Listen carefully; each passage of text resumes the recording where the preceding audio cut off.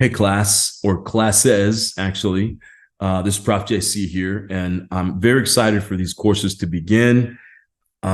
Just a couple real quick things before I dive into the content that we're going to talk about today. So this podcast today is for 3 different classes I'm teaching this semester. So if you're in Business 6049, this podcast is for you. If you're in Business or Leadership 60481, Integrity, this is for you, or Business Leadership 6048P for Purpose. This episode is for you as well. So now typically what we'll have is after we get the first couple of weeks here, we'll start spreading off, and I'll do a video for each class. 6049, we won't have very many videos because we're going to be in person here in just a couple of weeks. But for the other 2, we'll have separate videos as we talk about, for one of the classes, purpose. The other class, we talk about integrity. I've also shared with you, and I appreciate your patience. We are going to build as we go along this semester, because in previous semesters, we've just gotten comments, and I didn't build these classes. So we're going to build this as we go along, but I didn't build the previous ones. But we've gotten some comments, and I completely understand, hey, there's too much work. And even with some of the other classes, I've had to take out work, but there still seems to be a little too much. Here's what this class, okay, 649, 608, 6048P, 6048I, here's what this is all about. It is only about you reflecting on yourself as a leader. This course is about you, and the only way you fail this course is if you don't do the work. Okay, I'm not going to get in there, especially with reflection, and tell you that you're wrong about anything. Okay, your journey is your journey. You're trying to figure out your journey on the path to leadership. But what we can't do is just not turn in assignments, okay, or get them turned in way late or whatever. Here's how I don't want you to see this class. If you see this, especially for those of you who have this as a 1-unit class, if you see this as just kind of a pain in the rear end, a mosquito in my ear, and I just got to get through this, then you're not going to get the value that you need to get from this class. This class is all about you. Okay, I have a certain belief that about the difference between business and leadership, and it's very distinct. Business is doing. It's doing the marketing. It's doing the sales. It's doing the innovation. It's doing the supply chain. It's doing the quality improvement. It's doing the strategy. All of that's important. It's doing the accounting. It's doing the finance. All of that's important. Okay. That's why, for those of you who are in the class, you're getting an MBA, a Master of Business Administration. You're learning how to do a little bit better. Leadership, in its simplest form, is helping other people do more effectively, do better. Okay. That's all it is. So as a technician, right, you're a subject matter expert. You're able to, get in there, and you're able to do the work of marketing. And so you get an extra degree in marketing because you want to do that work. You want to, you're an MBA, and so you want to do business better. You want to do accounting better, do marketing better, whatever it is, and all that's great. Leadership has nothing to do with you. It has to do with helping other people do. I'm a firm believer great leaders don't even know don't even have to know how to do the thing. It always helps to do the thing, whatever it is. If you're a leader in accounting, probably good that you understand accounting. If you're a leader in finance, probably good you understand finance. If you're a leader in marketing, you get the idea.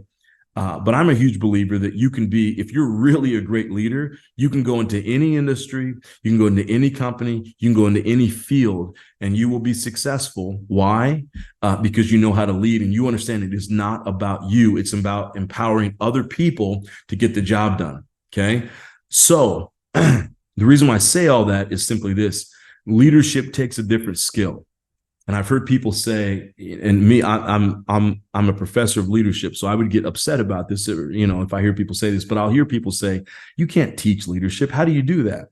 Now, what they're saying is you really need to be in practice with leadership, and I agree with that. But courses like this help us to dive in and figure out the underbelly of leadership and the underbelly of ourselves, really, because here's the thing. You can do almost anything, and you can do it at that kind of intellectual level. Leadership is much different. Leadership's because now you're dealing with human beings, you're dealing with emotions. That means you have to be at the top of your game as an individual. the worst boss you've ever had, the most micromanaging boss you ever had, okay, I promise you this, is someone who didn't have the things that we're going to talk about this entire semester. They didn't have these things down. And so they showed up to the work. They weren't fully healed. They weren't fully reflective. There are people in the workplace, you know who they are. And some of you in this class, it's you. Okay. But there are people, all of us know the person, they're doing a certain job. They're working for a certain company. They're making a certain amount of money. Why? Because they're trying to impress their dad, because they're trying to impress the people from high school still. They're trying to impress, you know, their grandma, their mom, their grandparent, that teacher in school that told them they weren't going to make anything of themselves. That exists out there. I understand that, because for many years that was me, and I still wrestle with that. That's why everything we're talking about the next 16 weeks is important. And I understand how important it is, because I know that without these things we're going to talk about, leadership just doesn't work. You won't be a good leader long term. You might be a good subject matter expert, and you might be good at the doing, but you're not going to be good at leading other people to do. And that's what this is about. Okay. So I'm saying all that to say I'm passionate about these 1-unit courses, or I know a subset of you are in my 3-unit course with this, but the rest of you are in, it's a 1-unit, and it can feel like a little mosquito in your ear. Don't let it feel that way. My job is to make sure that there's not a ton of work with this, right? But that the work we do is important, and that you have a chance these next 16 weeks to really reflect on who you are. And I think the best compliment that I could get is somebody at the end of the class say, you know what, Prof JC, I either dove deeper in, I figured out who I was, and I dove deeper in, I know I'm on the right path. Or even for someone, and I've seen this in our leadership programs specifically because I teach more there. And I love to see this. It's scary for the student, but when they come and they say, now that I've been taking this program, this leadership program, I realize I'm way off the mark, and now I'm changing careers. Whoa, that's scary. But at the same time, it's exciting, because I recognize, wow, this is someone who's really taken this to heart, and they've done deep work on this. Okay. So very quickly, I want to say this, what I want to talk about, and then I want to get to our final questions here. I want to try to make this short. My own story of leadership, the reason why I do what I do, I always appreciate when people ask me that question, and I'm going to make this short. I was working at the time in a large church. Okay, I was in music at the time. I was gifted in that. I was gifted in that area, and so I was hired by a very large church in San Diego County, and I was on the platform, and I did a lot of what they call platform ministry. And so I was up in front of hundreds, if not thousands, of people. Got to actually go out and travel with the senior pastor, who did a lot of rallies around the country. And now we're up in front of 10 to 12,000 people. Very exciting. So because I did that well, in that church, there was a Hispanic ministry, and they called me up and they said, hey, would you come join us kind of part-time, do what you're doing out there and all that stuff, but we like who you are for whatever reason. Would you come join us and help us build our music program? So I was assigned from kind of I guess you want to call it the English church. I was assigned from the English church to help out with the Hispanic congregation. And when I came so this church was so this is pre-COVID. They had about 8 to 10 to 12,000 people on a weekly basis, anywhere from 8,000 to 12,000. So there's a lot of people. Okay. Now the Hispanic ministry, not so much. They just hired a new pastor. He'd been there a couple of years trying to grow up. They had 142 people my first week there. And so the Hispanic pastor and I, we got together and we started diving in. He said, here's what we're going to do. And we created a plan. So I take my part of the plan, and my job was to help grow the music program. And he wanted the music program to be on par with the English. And again, we had a lot of work to do, because the English congregation had been around for years and years. I mean, decades. And the music program had been around for decades, and it had been led by one person for almost 20 years. So we had a lot of work to do, but we dove in, we did the work. So long story short, I began the job of recruiting people for the music program. And I realized quickly I was not a good leader. And here's how I knew I wasn't a good leader. We would get up to about 20 people in the program, and 19 was about the number on average 19, and people would quit, and people would quit, and people would quit, and people would quit. And we could not grow this thing. I couldn't grow this thing. And I was bringing everything I had. I thought I was very good. I was a subject matter expert. I'd done music for years. I was very good at this. And I just dove in, and I couldn't. And so one day I ended up, and I'm being transparent with you, the story, I was on the 8 freeway driving from East County. At the time, I lived in Mission Valley. So I was driving back to my apartment in Mission Valley, and I'll be transparent with you. It was a Thursday night, and I remember it was raining. It was in the month of May, and it hardly ever rains in San Diego, but it was raining that night, and I'm in tears. I couldn't get this thing to work, and I'd been doing it now for about 18 months, and I couldn't. And that's a long. It doesn't seem like a long time, but when you're in it, that's a long time to have something not working. And I was trying everything I could. I tried so hard, and I couldn't understand. Why aren't people following me? Why isn't this thing growing? And so I found myself in tears. Anyway, long story short, that night, I keep saying long story short, and I'm making it longer, right? That night, I ended up getting pulled over on the 8 freeway. My registration tags needed to be renewed. I'd been pulled over a few weeks prior. I still didn't get it done. They ended up impounding my car that night. It's a true story. That same time, I'm in the middle of a relationship breakup where I'm being broken up with, and this is a person I was engaged to. And so it was May. So this would have been May of 2011. Okay. So this is, I don't know, 12 years ago, something like that. And all of this is happening. And it's like my whole world. And so I find myself walking home from the 8 freeway to my apartment in Mission Valley in the rain. And I'm thinking about this group, this thing that's not happening here, this program. Obviously, my personal life is in shambles that day. I've got an unpaid registration. I've got a relationship that's breaking, an engagement that's breaking up. And I realized somehow that night, I realized, okay, this is on me.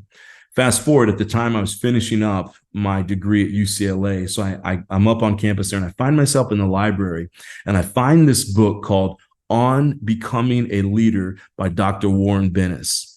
And somehow it caught me, and I picked it up and I started reading it.